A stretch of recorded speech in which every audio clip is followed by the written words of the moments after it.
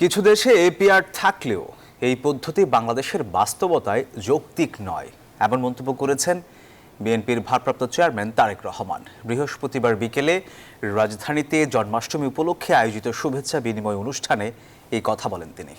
তারেক রহমান আরও বলেন, কিছু রাজনৈতিক দল এবং গোষ্ঠীর বক্তব্যে নির্বাচন অনুষ্ঠান নিয়ে জনমনের সংশয় তৈরি হয়েছে।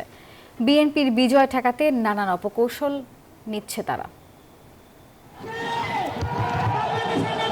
জন্মাষ্টমী উপলক্ষে রাজধানীর ইঞ্জিনিয়ার্স ইনস্টিটিউশন মিলনায়তনে সনাতন ধর্মের অনুসারীদের সঙ্গে শুভেচ্ছা বিনিময় ও আলোচনা সভার আয়োজন করে বিএনপি, যেখানে লন্ডন থেকে ভার্চুয়ালি যুক্ত হন বিএনপির ভারপ্রাপ্ত চেয়ারম্যান তারেক রহমান।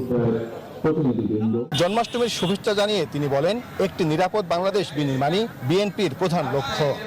তারেক রহমান বলেন, নির্বাচন নিয়ে কিছু রাজনৈতিক দল ও গোষ্ঠীর নিত্য নতুন শর্ত ও নানামুখী বক্তব্যে নির্বাচন নিয়ে সংশয় তৈরি হয়েছে। এই নির্বাচন অনুষ্ঠান নিয়ে কোন রাজনৈতিক ব্যক্তি বা গোষ্ঠীর বক্তব্য, মন্তব্য কিংবা নিত্য নতুন শর্ত বা শর্তের প্রস্তাবনা সামগ্রিকভাবে জনমনে বিভ্রান্তি সৃষ্টির একটি কারণ হয়ে দাঁড়িয়েছে।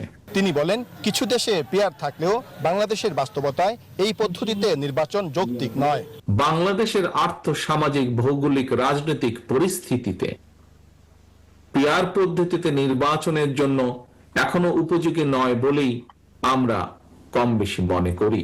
আগামী নির্বাচনে বিএনপির পক্ষে সনাতন ধর্মের অনুসারীদের সমর্থন ও সক্রিয় সহযোগিতা কামনা করেন তারেক রহমান। সাইফুল ইসলাম, নিউজ 24, ঢাকা।